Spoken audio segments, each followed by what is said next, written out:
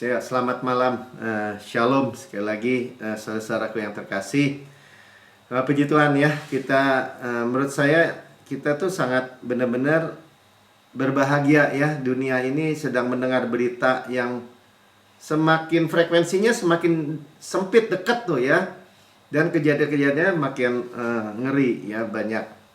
Sampai yang terakhir-terakhir kematian 150 orang di Kanjuruhan apa kemarin tuh ya, di Korea ya, di jembatan di India ya, bahkan berita-berita yang krisis juga ya, kematian, krisis, kejahatan ya. Iblis sedang melakukan aktivitasnya, ditingkatkan sama dia ya. Tapi kita sangat bersyukur ya, kita meneruskan Bible study kita dari The Power ya, kuasa dari percaya benar, right believing. Itu percaya benar, kita nggak dengar dari berita yang nggak benar gitu. Ya memang kelihatan, tapi nggak kelihatan. Yang kelihatan tuh sementara, dikatakan kan, yang nggak kelihatan kekal. Kita sedang mendengar yang tidak kelihatan, yaitu udah bab 3 bagian 2 ya, tentang Yesus mencintaiku, ku tahu itu ya. Ini dari lagu kan, Jesus loves me, this I know, for the Bible tell me so. Little one to him belong, they are weak but he is strong. Yes, Jesus loves me, yes, Jesus loves me, yes, Jesus loves me, the Bible tell me so. Luar biasa ya. Kita tahu itu bahwa ya, Yesus mencintaiku. Ya, karena kita baca di Alkitab ya. Alkitab kita itu produk surga yang kita pegang nih ya, di bumi ini. Luar biasa. Amin. Jadi walaupun dunia gelap, bahkan gini, kan kita udah dengar juga nubuatan-nubuatan tentang apa yang terjadi di dunia ini, yang buruk-buruk itu sudah ada di Alkitab, saudara. Jadi maksudnya gini, dan Bapak kita dan kita juga dari produk surga kan, dari surga. Kita di dunia ini tapi bukan dari dunia ini. Ya, dan Tuhan jadi sudah antisipasi, maksud saya cuma begitu aja. Ya, Tuhan sudah prepare the way, Tuhan sudah buat jalan. Tuhan sudah tahu, misalnya ada kelaparan zaman Ishak, justru di dalam kelaparan itu Ishak mengalami berkat Abraham ya, 100 kali lipat. Zaman Yusuf misalnya, Yusuf dalam zaman kelaparan di Mesir, Yusuf menjadi kaya. Ya, jadi raja lagi, jadi kaya raya ya. Demikian juga saudara dan saya. Nah, kita tahu itu. Nah, itu yang kita pegang ya. Saudara jangan mikirin gini, gimana caranya? Saudara nggak penting. Maksudnya gini, saudara nggak perlu tahu how-nya, gimana caranya. Saudara tahu, cuman tahu, dan saya ini tahu kenapanya, why-nya gitu. Kenapa? Ya tadi, Bapak kita sudah berikan Yesus di kayu salib 2000 tahun yang lalu. Kaya rela jadi miskin supaya kita yang miskin jadi kaya karena kemiskinannya. Kan sederhana. Ya kan? Bahwa berkat Abraham, ikatan perjanjian Abraham dikembalikan kepada kita. Lagi kita ada di musim latter rain ya, hujan akhir, generasi Benyamin, artinya generasi yang percaya kasih karunia. Ya udah pasti di-prepare semua yang Tuhan sudah sediakan. Tuhan sudah bicara, Tuhan sudah ngomong, firman-Nya tertulis. Tuhan mengasihi saudara continue, berkelanjutan, tidak pernah berhenti. Dan sama-sama katakan sama saya, Tuhan tidak mungkin berdusta.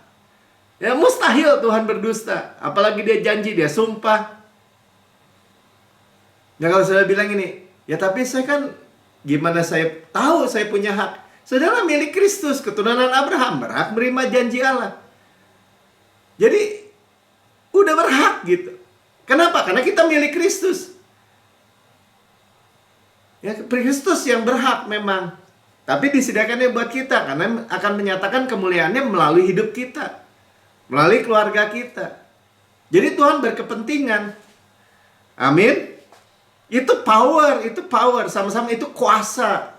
Ya, kuasa dari right believing, percaya yang benar. Jangan jangan meremehkan yang kayak gini. Kenapa? Karena kita udah baca semua yang diterima oleh tadi Ishak, Yakub, Yusuf, siapa lagi, Abraham, mau Daniel, semua dari apa? Dari percaya. Tangan yang terbuka menerima. Amin. Ya, jadi kita terima power itu. Ya, sama-sama saya katakan, percaya benar pasti menghasilkan kehidupan yang benar.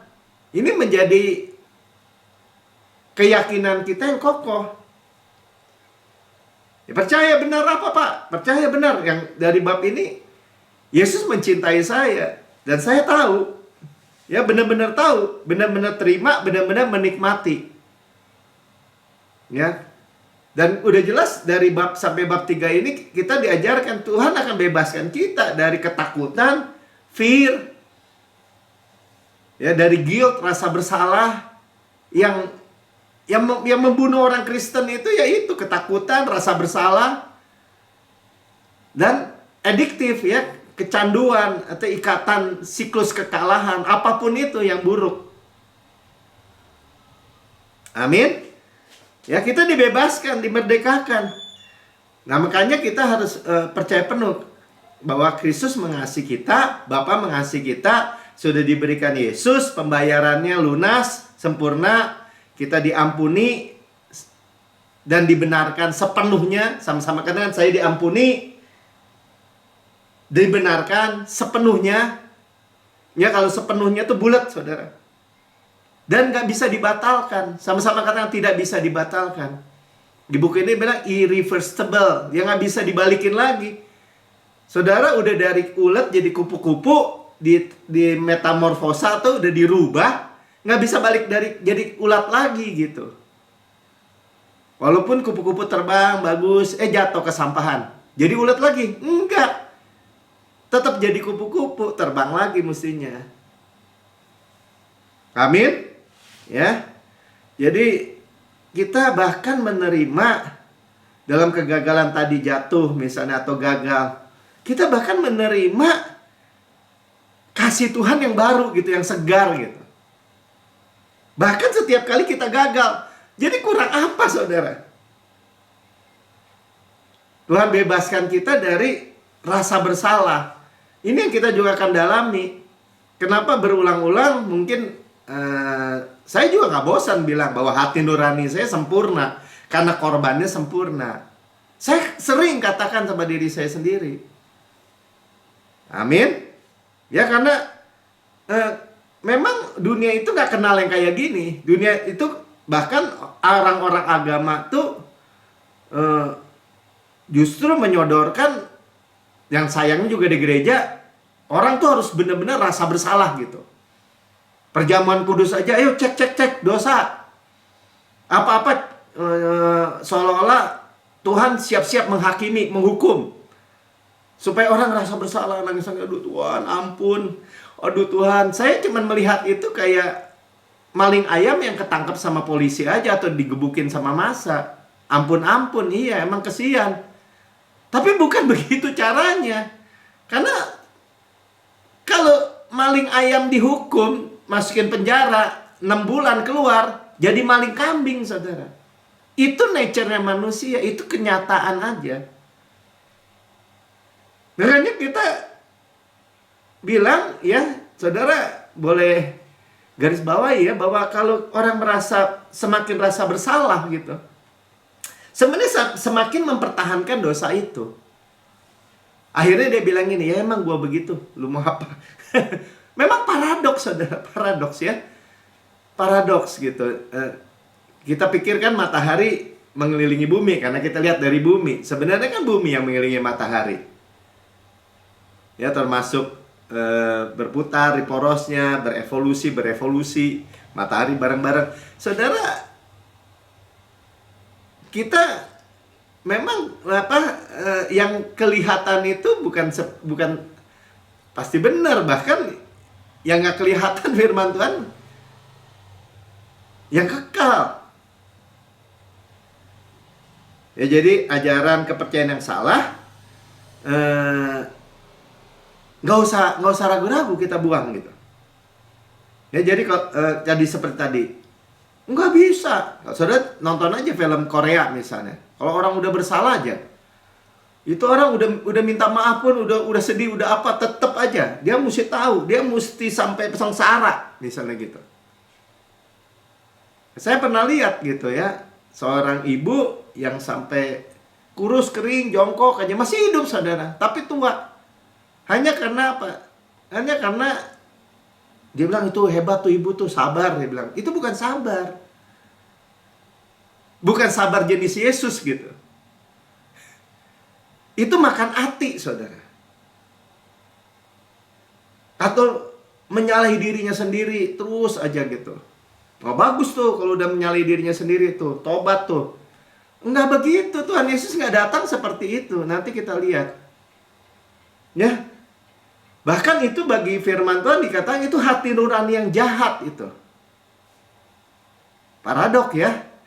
Saudara, yang kita dengar secara umum atau dunia, atau yang kita lihat di film, atau yang kita lihat di drama Korea, atau kita lihat dibaca buku novel, nggak begitu memang. Memang nggak begitu. Nih, saya bacakan ya, Ibrani 9 ayat 14. Ingat ya, iman timbul dari pendengaran. Pendengaran akan firman Kristus. Betapa lebihnya darah Kristus. Jadi kata kuncinya tuh darah Kristus kan? Yang oleh roh kekal telah mempersembahkan dirinya sendiri kepada Allah sebagai persembahan yang tak bercacat. Jadi Yesus bawa dirinya sendiri sebagai anak domba Allah dan bawa darahnya sendiri, ya. Oleh roh, dikatakan oleh roh yang kekal, persembahan yang tak bercacat, sempurna, sama-sama kan sempurna. Untuk apa? Akan menyucikan hati nurani kita dari perbuatan yang sia-sia. Nah, perbuatan yang sia-sia itu bahasa Inggrisnya dead works. Perbuatan mati. Hati nuraninya kalau masih menerima penghukuman, masih pendakwaan, masih menerima rasa bersalah, itu dibilang hati nurani kematian. Makanya kalau dibandingkan di 9 kita baca, dibandingkan korban Yesus ini dengan korban binatang atau kaki 4. Tuhan cuma bilang ini, kenapa berulang-ulang? Kenapa setiap hari?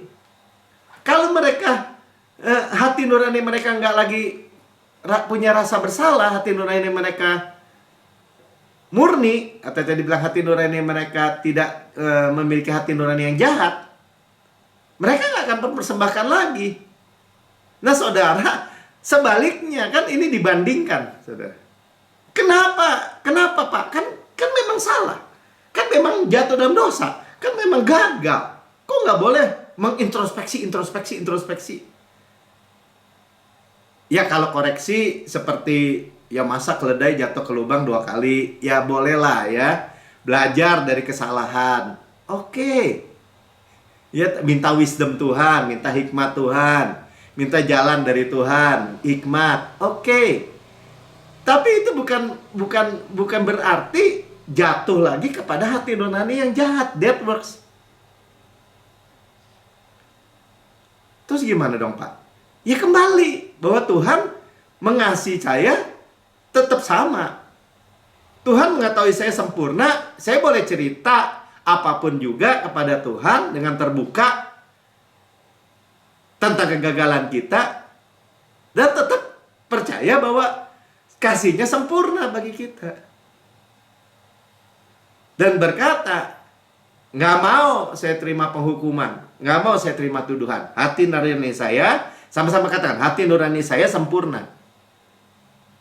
Karena korbannya sempurna. Tadi tuh darahnya tuh kan. Persembahan yang tak bercacat karena korbannya sempurna. Ini ayatnya. Ya. Dan itulah sebabnya dikatakan Tuhan itu benar untuk membuat orang berdosa atau orang durhaka itu benar. Luar biasa ya. Karena korbannya gitu, karena persembahannya, karena darahnya. Ini memang harus diulang-ulang karena nature kita nggak menerima begitu nih. Nature kita terima tabur tuai. Buat saat hukum. Ya, sesuai hukumannya. Makanya nggak cocok kan? Kalau gitu enak dong Pak, bikin dosa. Selalu begitu. Jadi orang larinya tuh selalu begitu. Ya kalau enak begitu, ya saudara nggak bisa terima Yesus. Memang Yesus itu dikatakan memiliki apa tuh ya? Apa kasih karunia itu hyper peresios, super abound gitu, nggak terbatas. Saya baca dulu Roma 4 ayat 5 ya. Makanya dikatakan, tetapi kalau ada orang yang tidak bekerja namun percaya bahwa ia membenarkan orang durhaka. Nah itu kan, saudara nggak ngerjakan, saudara bukan karena mengerjakan benar gitu, saudara jadi benar. Saudara cuma percaya bahwa dia, Yesus membenarkan orang durhaka. Ya tapi kan saya bukan orang durhaka Pak. Semua qualified, saudara orang berdosa semua. Saudara saya pernah gagal dan bisa gagal, bersalah, berdosa. Jadi kita qualified itu sebenarnya, memenuhi syarat. Imannya diperhitungkan menjadi kebenaran.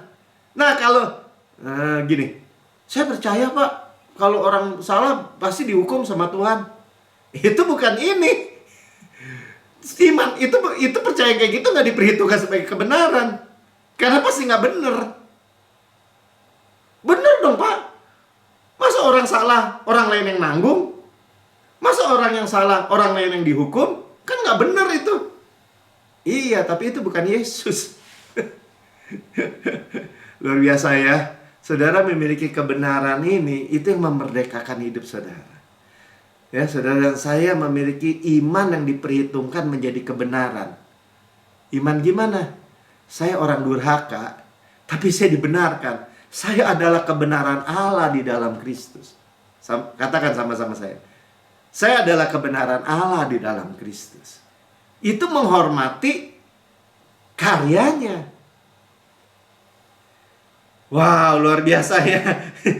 Jadi karena kita menerima bahwa Tuhan itu benar untuk membuat orang durhaka ini benar, orang berdosa itu benar. Ya, saya nggak terima guilt, tidak terima rasa bersalah, tidak terima penghukuman. Jadi rasa bersalah dan penghukuman itu stop dalam kehidupan saudara dan saya. Dan itulah satu-satunya jalan ternyata supaya kita bebas dari siklus dosa itu. Aneh ya. Orang dunia bilang nggak bisa, kalau nggak dihukum mana dia kapok. Kalau perlu dibunuh. Ya gimana mau tobat? Saudara, nggak bisa ternyata. Ternyata hati Tuhan tuh bukan melihat yang, ya ada orang kapok mungkin ya, tapi dalamnya nggak bisa dia, tetap aja. Tapi kalau saudara menerima kebenaran hadiah ini, kebenaran yang sebenarnya kita nggak layak, tidak menolak sama sekali, stop penghukuman dan rasa bersalah, condemnation itu. Ya saya selalu bilang ya, penghukuman, ya penghakiman, kematian, ya itu menghasilkan kematian semua. Itu di belakang, sudah lalu. Yang di depan adalah kasih karunia Bapa. Amin. Ya makanya paradoks ya. Amazing memang, disebutnya amazing grace. Tapi itu kebenaran. Saudara nggak terima, nggak percaya kebenaran ini, nggak punya power saudara hidup saudara. Ya sama, makanya dikatakan sama aja hidupnya orang Kristen sama orang dunia. Bahkan beberapa orang bilang orang Kristen mah lebih jahat. Kenapa? Karena orang Kristen jahat tuh dari ketinggian kasih karunia, kembali di bawah penghukuman. Dan penghukuman itu kata Rasul Paulus gini, malah membangkitkan dalam diri manusia rupa-rupa kejahatan, keinginan. Itu paradoksnya. Makanya saya saya nggak punya rasa bersalah, saya nggak punya rasa keraguan untuk memberitakan kabar baik ini. Apa yang sangat benar, apa yang sangat benar di dalam diri saudara, karena saudara adalah milik Kristus. Apa yang sangat benar dalam diri saudara, karena di dalam diri saudara ada Roh Kudus, saudara ada ciptaan baru. Saudara percaya benar, pasti ada kuasa untuk membebaskan saudara dari ketakutan, dari rasa bersalah, dan siklus kekalahan. Ajaib ya, ajaib. Saya semangat nih baca begininya nih. Ya memang Rasul Paulus bilang gitu, Roma 5 ayat 20. Tetapi hukum Taurat ditambahkan supaya pelanggaran menjadi semakin banyak. Terbalik ya. Orang bilang harus dihukum, harus penghukuman. Kalau nggak dia nggak tahu, jangan berzina, jangan berjudi, jangan begini, jangan begitu. Kita pikir pelanggaran supaya stop gitu. Tapi firman Tuhan sendiri yang bilang, hukum Taurat ditambahkan, pelanggaran semakin banyak. Bingung kan? Sebenarnya nggak bingung. Itulah nature manusia. Nah, tetapi bilang, dan di mana dosa bertambah banyak, di sana kasih karunia menjadi berlimpah-limpah. Makanya kan Rasul Paulus sampai dituduh, kalau gitu bikin dosa aja, kalau gitu bikin dosa aja. Nggak usah suruh bikin dosa. Saudara semua orang berdosa, semua saudara dan saya semua qualified. Dan dosa itu tidak menstop kasih Tuhan.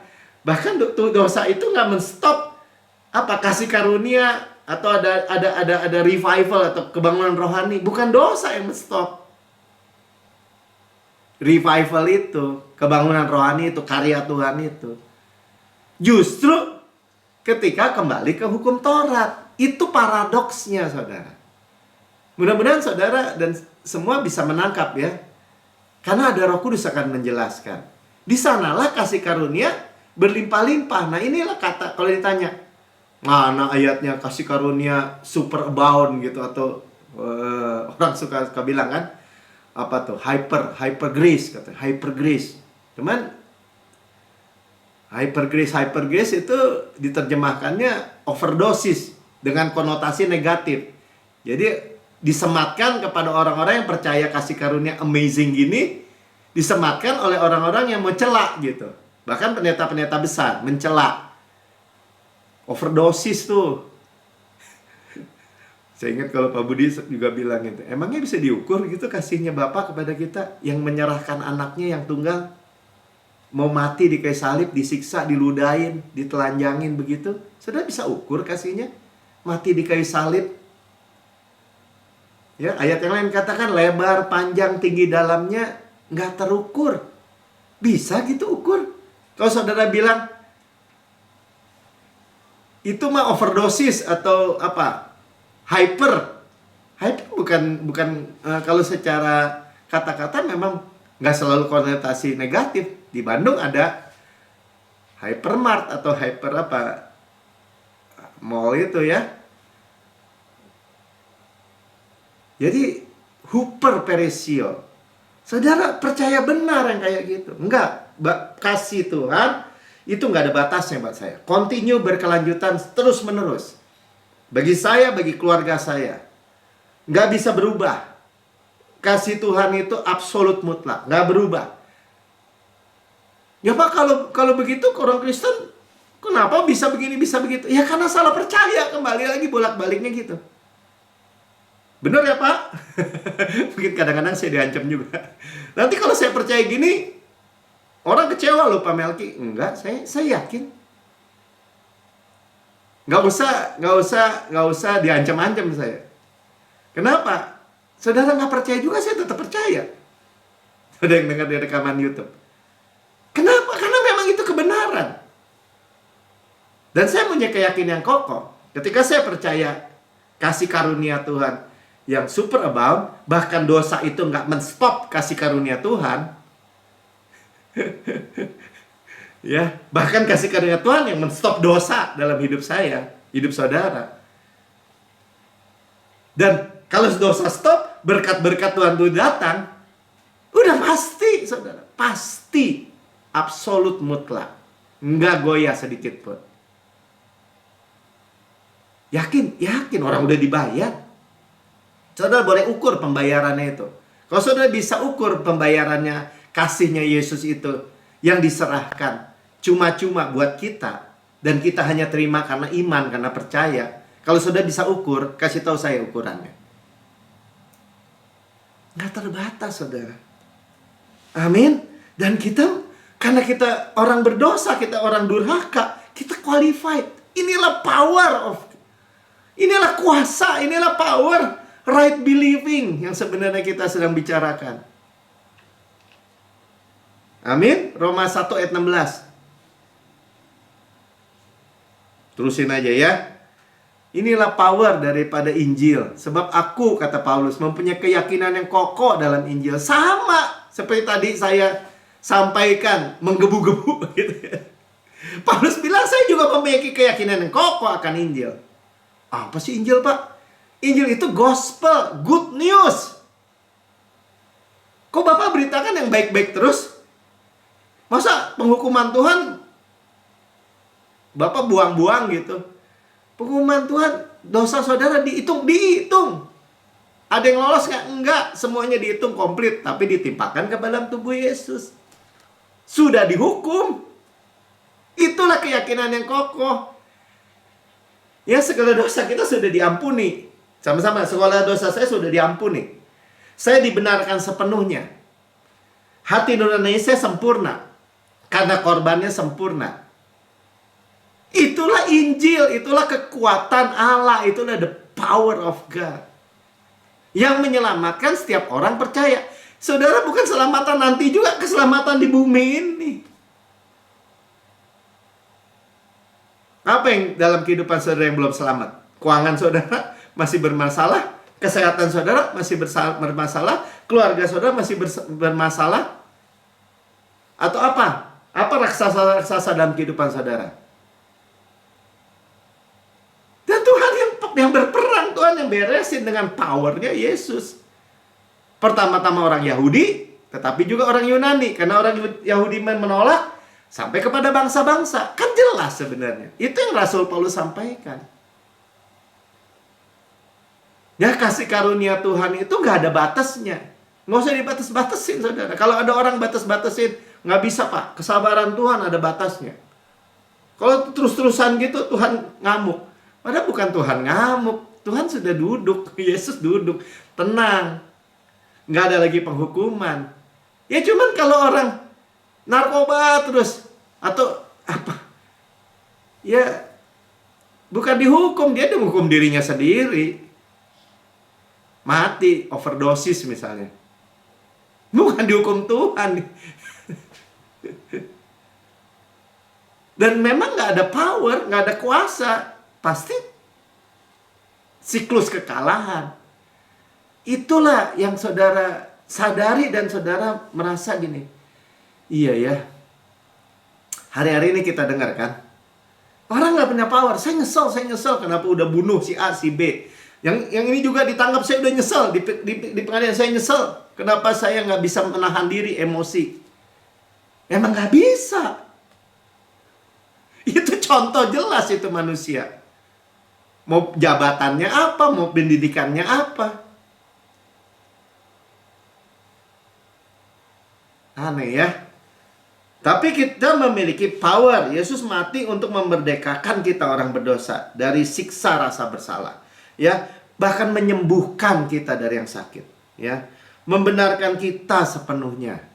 Sehingga kita itu dalam posisi kedudukan, duduk bersama Yesus, menerima berkat Tuhan. Itu yang kita harus ulang-ulang. Kenapa diulang-ulang? Supaya posisi kita mantap gitu. Supaya otot iman kita terbentuk. Ya, jadi jelas Yesus mengasihi pendosa. Ya, subbab berikutnya, Yesus membenci dosa, tapi mengasihi pendosa. Yesus membenci dosa seperti saudara membenci cancer, atau kemarin ada penyakit dalam diri adik saya. Saya mengasihi adik saya. Nah, saya benci penyakitnya. Ya, jadi tapi dia mengasihi orangnya, pendosa, mengasihi pemungut cukai. Ya, kalau di zaman Israel pemungut cukai orang laki-laki yang paling rendah tuh. Artinya gini, kalau orang berdosa tuh yang paling berdosa natap pemungut cukai. Kalau perempuan apa Pak? Pelacur. Ya, nelayan-nelayan kasar. Ya ngomongannya aja kasar gitu ya. Orang lumpuh, orang buta, orang kusta yang udah di outcast tuh, udah dibuang sama masyarakatnya. Yesus mengasihi pendosa, mengasihi mereka maksudnya. Sebenarnya kita udah tadi udah jelas ya, kita juga termasuk, kita qualified. Ya, tapi tidak pernah membuat mereka malu. Tuhan nggak pernah, lu orang berdosa, lu pelacur, lu, wah lu kerak neraka, lu paling dalam. Nggak begitu ceritanya. Tobat nggak lo? Nggak begitu, nggak ada Tuhan bilang begitu. Ya bahkan ini bagian terakhir ya, kita lihat di dalam Lukas 7, Tuhan Yesus diundang oleh Simon, orang Farisi ke rumahnya, dia ada makan-makan, Tuhan Yesus datang. Nah kemudian ada perempuan, ini ya saya baca aja singkatnya ya, Lukas 7. Supaya saudara dan saya gini, semua qualified. Kita mau nerima justru banyak kasih Bapa. Kasih Yesus itu kita terima. Ya, kita nggak merasa gini, itu mah buat orang lain. Itu mah dia yang perlu banyak dikasih sama Tuhan tuh, gue mah enggak. Gue mah orang baik. Enggak, saudara. Ya, setiap saat kalau kita ingat, Tuhan terima kasih. Saya terima kok kasih-Mu Bapak. Yang menjadi mata air dalam kehidupan saya. Selalu bilang kan, mata air dalam kehidupan saya. Yang membual-bual. 37. Di kota itu ada seorang perempuan terkenal sebagai seorang berdosa. Ya, pelacur. Ya, saya udah bilang tadi kalau perempuan. Ketika perempuan itu mendengar bahwa Yesus sedang makan di rumah orang Farisi itu, Simon namanya ya. Datanglah ia membawa buli-buli berisi minyak wangi. 38.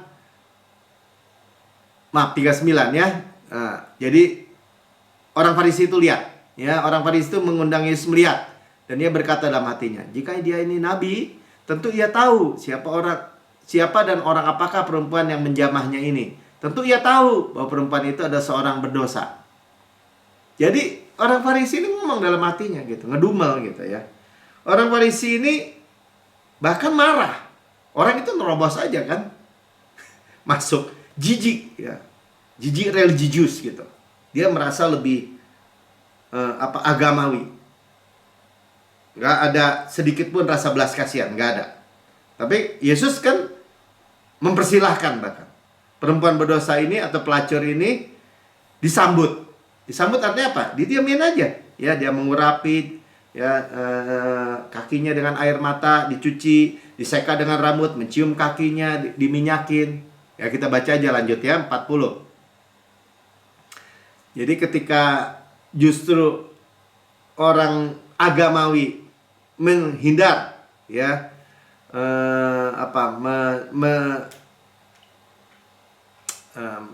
merasa jijik gitu, merasa marah ya, religius gitu, merasa agamawi ya. Justru Yesus itu dalam posisi orang berdosa itu nggak menghindar ya. Kita bacakan aja. 3:40. Lalu Yesus berkata kepadanya, Simon, ada yang hendak kukatakan kepadamu. Sahut Simon, katakanlah guru. 41. Ada dua orang yang berutang kepada seorang terlepas hutang. Yang seorang berutang 500, yang lain 50 ya, beda 1 0. Karena mereka tidak sanggup bayar, ia menghapuskan hutang kedua orang itu. Siapakah di antara mereka yang terlebih mengasihi dia? 43. Jawab Simon, ini orang Farisi, aku kira yang paling banyak dihapuskan hutangnya. Kata Yesus, betul pendapatmu. 44. Dan sambil berpaling kepada perempuan itu, ia berkata kepada Simon, engkau lihat perempuan ini? Ya, jadi Tuhan tahu nih isi hati Simon. Aku masuk ke rumahmu, namun engkau tidak memberi aku air untuk membasuh kakiku. Tetapi ia membasahi kakiku dengan air mata dan menyekanya dengan rambutnya. 45. Engkau tidak mencium aku, tetapi sejak aku masuk, ia tiada menghenti-hentinya mencium kakiku. 46. Engkau tidak meminyaki kepalaku dengan minyak, tetapi ia meminyaki kepalaku dengan minyak wangi. Ya, jadi dia cuci kaki Yesus dengan air mata, menyeka dengan rambut, mencium kakinya, meminyaki dengan minyak wangi. Sementara Simon cuman kasih makan doang, nggak ngasih semua itu yang tadi Tuhan bilang. Nah, kalau kita bilang tadi dari orang berhutang, semuanya punya utang. Semuanya orang berdosa. Semuanya orang, seperti kita bilang tadi, orang durhaka. Termasuk Simon, agamawi, termasuk perempuan berdosa. Cuman yang satu 500, dibaliknya 500 dinar, yang satu utang 50. Tapi ketika oleh Yesus dibilang apa? Semuanya dihapus. Jadi yang percaya semuanya dihapus. Nah, cuman dia mau bilang gini. Ya, orang yang banyak merasa diampuni, atau sebenarnya nggak ada orang merasa gini, saya masih dikit diampuni, saya orang baik. Nggak ada, semua orang banyak. Ya, makanya Yesus bilang gini, sebab itu aku berkata kepadamu, dosanya yang banyak itu telah diampuni. Telah, ya, garis bawahi, sebab ia telah banyak berbuat kasih. Tetapi sedikit diampuni, sedikit pula ia berbuat kasih. Saudara, dia melakukan kasih itu, Tuhan Yesus bilang ini karena dia telah banyak diampuni. Di luar, ya ini kan perempuan ini selalu perempuan yang kedapatan berzina itu, yang mau dirajam. Ya, karena dia banyak merasa, aduh Tuhan, saya ini orang berdosa yang mestinya masuk neraka, di dunia ini aja nggak ada yang menghargai saya. Tapi Tuhan menerima saya, mengampuni. Dia banyak berbuat kasih. Itulah sebabnya kita tanpa ragu, tanpa bimbang sedikit pun, ya kita memberitakan, ya dengan keyakinan kokoh memberitakan kasih karunia ini. Kasih Tuhan itu, buka aja mic, super abound, gak ada batasnya. Dengan apa? Ketika saudara makin menyadari, bukan gini ya, bukan menyadari saya orang berdosa, bukan. Saya menyadari begitu besar kasih Allah. Pak, gimana kita nggak bisa menyadari kasih Tuhan yang besar kalau kita nggak tahu kesalahan kita besar? Kesalahan kita semua besar, saudara. Nggak ada yang bilang, wah mah sedikit, dia mah banyak. Itu orang Farisi yang berpikir kayak gitu. Makanya ketemu Yesus, munafik lu, udah paling rendah itu sebenarnya. Di mata Tuhan dosa yang munafik itu udah rendahan banget, udah gede bener. Tapi ketika dia makin menyadari kasihnya Tuhan, makin menyadari bahwa dia orang yang paling dikasihi, dia berani nerobos, dia banyak berbuat kasih. Ya, dan inilah kasih yang bukan dari ketakutan akan penghukuman atau kewajiban tuntutan agamawi. Nah, saudara dan saya dulu atau di gereja atau di khotbahin seolah-olah mukanya lo harus banyak melayani, banyak gini. Jadi karena tuntutan. Tuhan tuh udah buat gini. Kalau enggak lo dihukum lagi lo. Atau kewajiban. Bayar per sebulan, bayar ini. Pokoknya semua dengan ketakutan. Nanti dibuat bangkrut sama Tuhan. Gak diberkati lo. Lu puasa, nanti lu dihukum sama Tuhan. Kena lo wabah, kena perang nanti. Bukan yang dari situ saudara kasihnya. Ya, Pastor Chris selalu sampaikan gini, kalau kita melayani juga, kalau saya menyampaikan firman juga seperti ini. Kita melakukan bukan karena kewajiban, tapi karena kesenangan gitu. Seperti seorang anak yang bekerja atau terlibat di dalam bisnis bapaknya, toko punya bapaknya gitu, dia yang ngurus, dia yang gini, happy. Beda sama budak saudara, sama pegawai. Ya bukan dari tuntutan agamawi. Kalau makanya sebaliknya ya, kalau misalnya di gereja ini dia bilang persembahan atau persepuluhan, kalau saudara merasa karena ketakutan atau karena takut nggak diberkati atau takut dihukum, jangan lakukan. Karena kalau dilakukan juga itu dikerjakan di bawah hukum Taurat. Jangan, justru kematian, penghukuman. Bukan nakut-nakutin juga ya, diingetin. Tapi kalau dengan sukacita, diberkati, tahu bisnis bapaknya, dengan pewahyuan pribadi, happy saudara. Happy. Ya, saya mau beri kesaksian dari buku ini, dari seorang yang namanya Patrick ya. Saya bacakan aja. Saya menerima sepucuk surat dari seorang pria, sebut saja namanya Patrick. yang berjuang melawan kecanduan seks selama lebih dari 10 tahun. Ia sadar itu salah, namun ia tidak mampu lepas dari kecanduan itu meskipun sudah berusaha atau bertekad. Hati nuraninya bergumul mengingat dosa-dosanya setiap kali ia mencoba membaca firman Tuhan. Ini meyakinkannya bahwa ia tidak cukup baik bagi Tuhan, dan Tuhan tidak mau menerimanya karena kecanduannya tersebut. Orang ini hidup dalam menyiksa diri hari demi hari. Kemudian suatu hari ia membaca buku tulisan saya, Destined to Reign, ya, ditakdirkan untuk berkuasa. Melalui buku ini ia menemukan dan mempercayai karya penebusan Yesus di kayu salib. Patrick berkata, saya baru saja memutuskan untuk bersandar pada karya penebusan Yesus. Pengampunannya, kemenangannya, kasih karunia-Nya, kasihnya. Pornografi dan masturbasi kini tidak punya kuasa di atas hidup saya. Itu benar-benar mempesona, karena saya sudah mencoba lebih dari 10 tahun lamanya untuk meraih kemenangan ini. Dan saya menyadari kebenaran sekaligus bersandar dalam karya penebusan Yesus. Puji Tuhan. Saya tidak tahu Anda sedang bergumul dengan rasa bersalah apa sekarang. Namun Tuhan mengetahuinya, bahwa Anda tidak perlu lagi hidup di bawah bayang-bayang hati nurani Anda yang menyalahkan Anda setiap kali Anda gagal. Saksikanlah darah Yesus membasuh hati Anda, dan bebaskanlah diri Anda dari kungkungan rasa bersalah, dan alamilah kemenangan seperti Patrick. Sudah jelas ya? Ternyata kasih karunia-lah solusinya. Sekali lagi ya, kasih Bapa itu dialami akhirnya. Dialami dan bilang, saya terima Tuhan menjadi mata air dalam hati saya, dalam hidup saya, mata air yang membual-bual. Saya nggak haus lagi. Saya nggak mencari kehausan atau tuntutan dari mana-mana, hanya daripadamu. Ibrani 10 ayat 2. Ya, 2 ayat terakhir ya. Sebab itu, jika hal itu mungkin, pastilah orang tidak mempersembahkan korban lagi. Sebab mereka yang melakukan ibadah itu tidak sadar lagi akan dosa setelah disucikan sekali untuk selama-lamanya. Ini bicara tentang apa? Tentang imam-imam yang mempersembahkan korban terus-menerus. Kenapa mereka mempersembahkan? Mereka melakukan ibadah itu, ya, kalau stop tidak mempersembahkan, hati nurani mereka nggak sadar lagi akan dosa, dibilang. Nah, kalau saudara mempersembahkan apa?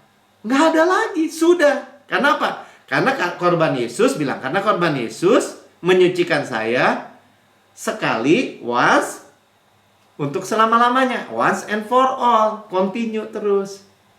Jadi yang kita ingat apa? Ya ingat aja, korban Yesus, hati nurani saya sempurna, karena korbannya sempurna. Ya tapi kan perasaan tuduhan itu kan otomatis saja. Itu dari luar, saudara. Dari luar. Nah, dari dalam bisa juga kan menyalahi diri sendiri. Ya jangan mau, stop. Hati nurani saya sempurna karena korbannya sempurna. Wah Pak, itu mah pasti Pak, bikin lagi. Enggak, firman Tuhan bilang tidak, saya bilang tidak. Justru inilah solusinya. Ajaibnya. Ada dulu orang gitu soal bilang, Pak Melki, saya udah pernah nih ikutin ajaran kasih karunia kayak gini nih. Wah, saya ngeri deh hidup saya stop deh, nggak berani lagi. Justru dia stop lah. Siklus kekalahan itu mengejar dia. Benar. Jadi gimana? Ya terus aja. Kekuatan mana? Saya katakan ya, gelap sama terang di dalam satu ruangan pasti menang terang. Amin. Ya, kita alami aja. Mazmur 34 ayat 9. Kecaplah dan lihatlah. Tuh, ya. Jadi nasihat pemazmur, kecaplah dan lihatlah betapa baiknya Tuhan itu. Betapa Tuhan itu mengasihi, saudara. Berbahagialah orang yang berlindung padanya. Itu sudah jelas, ya. Kita alami di hati kita, ya, bahwa Tuhan itu mencintai kita. Amin, ya. Yesus sayang padaku. Alkitab mengajarku, walaupun ku kecil lemah, aku ini miliknya. Yesus Tuhanku sayang padaku. Itu firman-Nya di dalam Alkitab. Ya, yes, Jesus loves me. The Bible tell me so. Ya, saudara yang mendengar di rekaman YouTube, saudara berkata, saya mau hidup di dalam lingkupan kasih Tuhan yang kekal, yang kontinu. Saya nggak mau lagi hidup dengan siklus kekalahan, kegagalan, ya, yang mengerikan atau ketakutan. Saudara, tapi saya berkata saudara belum pernah menerima Yesus sebagai Tuhan dan Juru Selamat pribadi. Saudara ikuti saya berdoa. Katakan, Tuhan Yesus yang Maha Mulia, saya menerima Engkau sebagai Tuhan dan Juru Selamat pribadi saya. Dengan mulut saya mengaku dan hati saya percaya bahwa Engkau telah mati buat saya, dibangkitkan oleh pembenaran saya, naik ke surga, duduk di sebelah kanan Allah Bapa, dan menundukkan saya bersama-sama dengan Yesus. Surga adalah rumah saya. Saya adalah anak yang paling dikasihi oleh Bapa. Saya percaya kasih Bapa menerima saya. Tuhan mengenal saya secara sempurna dan mengasihi saya secara sempurna. Di dalam nama Tuhan Yesus, amin.